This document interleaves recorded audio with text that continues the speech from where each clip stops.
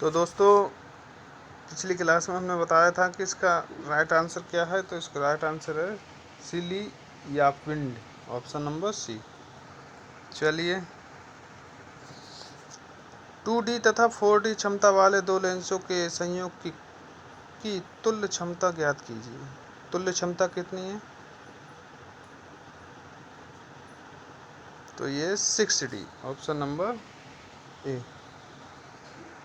आइए, लेंस की क्षमता डायोप्टर में मापी जाती है। इसे डी से प्रदर्शित किया जाता है। यदि दो लेंसों की क्षमता क्रमशः D1 तथा D2 हो तो संयुक्त क्षमता P बराबर D1 प्लस D2 2D बराबर 2D प्लस 4D बराबर 6D होगी। ठीक है। अगला,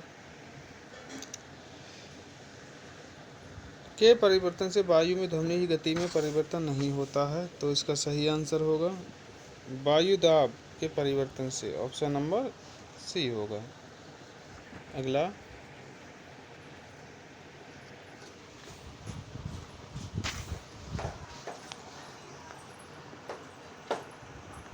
उत्तल लेंस द्वारा बना हुआ प्रतिबिंब किस प्रकार प्रभावित होगा यदि लेंस का केंद्रीय हिस्सा काले कागज में लपेट दिया जाए?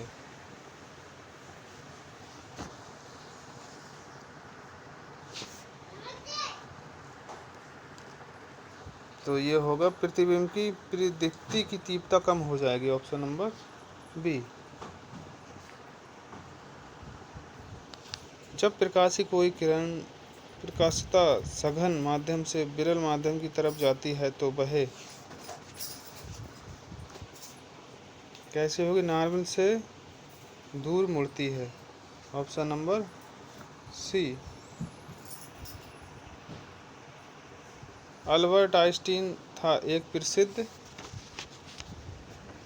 चिकित्सक था, रसायन शास्त्री था, या भौतिक शास्त्री था, या जीव विज्ञानी था? तो ये था अल्बर्ट आइंस्टीन था एक भौतिक शास्त्री, ऑप्शन नंबर सी।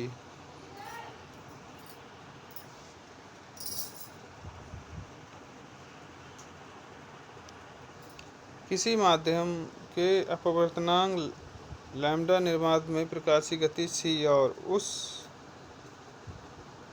माध्यम में प्रकाश की गति v के बीच सही संबंध क्या है? तो क्या सही संबंध होगा इसका?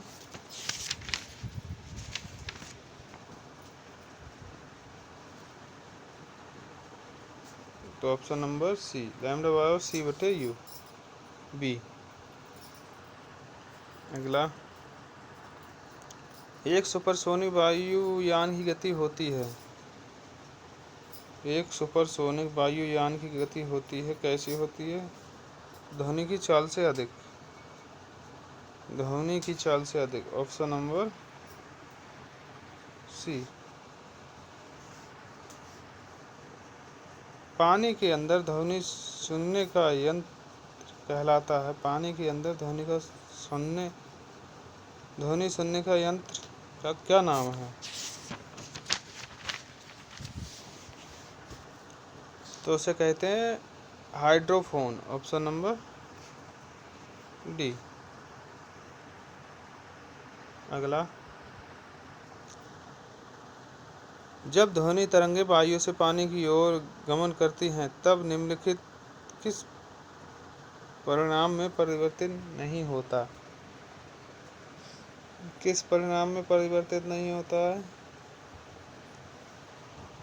तो ये नहीं होता है आवृत्ति में, ऑप्शन नंबर ए।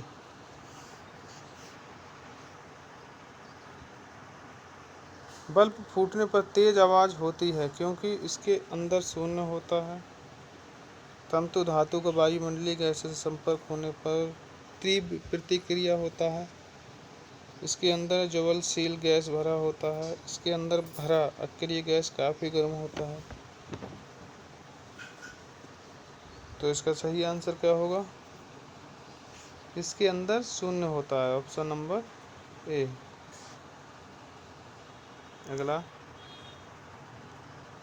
वायुमंडल में प्रकाश के विसरण का कारण है।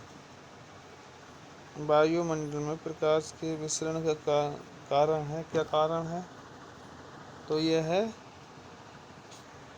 कार्बन डाइऑक्साइड का, या हीलियम का, या जलवाष्प का। तो यह है धूल कण का, ऑप्शन नंबर बी। पराश्रव्य ध्वनि सुनी जा सकती है कुत्तों द्वारा, माइक्रोफोन की सहायता से, मनुष्यों द्वारा, किसी के द्वारा नहीं। पराश्रव्य ध्वनि सुनी जा सकती है किसकी सहायता से? पराश्रव्य ध्वनि सिर्फ कुत्तों की सहायता से सुनी जा सकती है, ऑप्शन नंबर ए। अगला, कार्बन माइक्रोफोन एक परिवर्ती है। प्रेरकत्व युक्ति का, प्रतिरोध युक्ति का, धारित युक्ति का, या इनमें से कोई नहीं।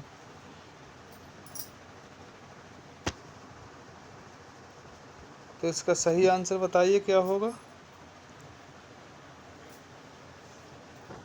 तो इसका सही आंसर क्या होगा? कार्बन माइक्रोफोन एक परिवर्ती है।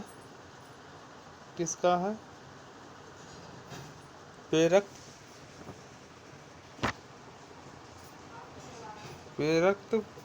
युक्ति का, ऑप्शन नंबर ए। प्रेरक युक्ति का, ऑप्शन नंबर ए। तो क्लास यहीं समाप्त होती, मिलते हैं अगली क्लास में।